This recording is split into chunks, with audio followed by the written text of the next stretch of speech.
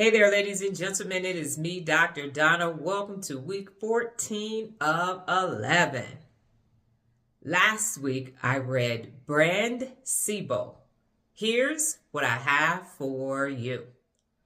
Ladies and gentlemen, I'd just like to say that once again, I actually wanted to read this book and I wanted to extrapolate some information to provide for you, and I wanted to like this book. And I tried very hard. I tried really hard. And once again, it was difficult to read. And not because the reading was written at a very high level, but it was just difficult to read. And I found myself annotating and thinking, okay, I can put this in a video, I can put that in a video. Then I'd read the next chapter and say, okay, that's not going to work. And so what makes me say no to a book is that if it is challenging to read, if it's going to take a lot of time to read, and if the information is not going to benefit you as you walk and go upon your real leader journey, then it's a no for me. It doesn't mean that if you were a marketer and you wanted to muddle through and read it, you can't read it. But I'm saying, based upon the principles of real leadership and best being your objective, is this worth time that you will never get back again? And the answer is no. I will say that this is what the author did. The author wants people to transition from the traditional model of marketing, which is awareness plus perception plus interest equals loyalty. Awareness plus perception plus interest equals loyalty. That's traditional. He wants you to transition to the business model that he has created for his company. And the book was written in 2017. The person is still in business. They still have a marketing company. They still work with people. And so here is the Brandcebo model. Priming plus expectation plus desire equals dependency. Priming plus expectation plus desire equals dependency. Now, he is throughout the book saying this is not slimy, grimy marketing. That's not what he means. He means for you to create products and services that will enhance and advance people's lives, that will make them better, and that's his objective. The only issue that I take with that is as I was reading it, I did not feel that, and it was mentioned several times in the book. But if you're going to say that, then it should be prevalent or very apparent in the book without you having to say that. Now, I know marketing is like sales, car salespeople and lawyers. People are like, don't trust them. Can't trust them at all. And I didn't want to have that perception. But as I finished the book and I got all the way to the end, and he summed everything up and told us these 9 things that we use as marketers for Brandcebo, for me, it was still missing something.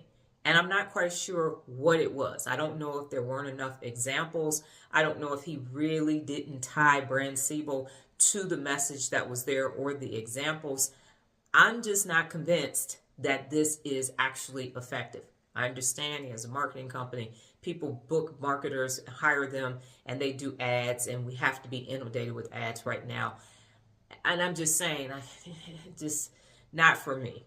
The final thing that he said is that he said marketers need to do this. Prime their customers to identify and trust their brand. That's number 1. Encourage them to expect superior performance of its products and nurture, number 3, their desire to self-actualize through it. So that's that whole dependency. When you use Brandcebo, your customers, clients will become dependent on your brand, and that's supposed to be a good thing. That means that they will be loyal brand champions. They will be there the entire time, and they will inculcate your brand, your products and services into their life, and that will continue to have longevity with your brand. That's what he's saying. I just did not believe it. That's the best that I can say it. So if you are a marketer and you want to try Brandcebo, then go ahead. If you're a real leader, no, we're not.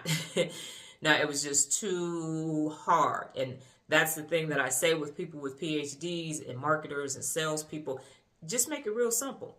Just make it real. Just keep it simple. Keep it simple, and everybody will get it. It should be step 1, step 2, step 3. Boom. Do all this. But when you start adding all this other fluff and everything, I'm just like, this book could have been 50 pages, and just tell us, make it a white paper, you know what I'm saying? Make it a blog, a series or something, but to just package it, go to a publisher, and then send it, it's a no for me. And I've read plenty of sales books. I help people market their business when I was doing business strategy series and all of that. So I have a very good, thorough understanding of marketing.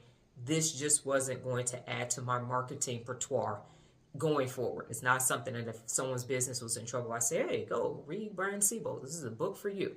So I wouldn't recommend it, because whomever was forced to read it at your organization would come back, may or may not be able to implement this. So it definitely is a no for me for the reasons that I have demonstrated, and I've given you the information.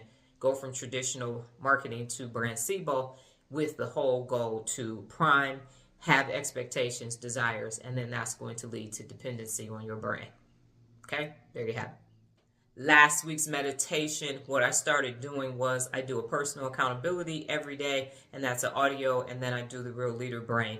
And last week I started having the title for both be the same. And I even challenged myself a couple of those days where even though the title was the same, the message was different. So that has been good, and I will continue to do that going forward. So it was a good result of meditation. This week's book, Squawk.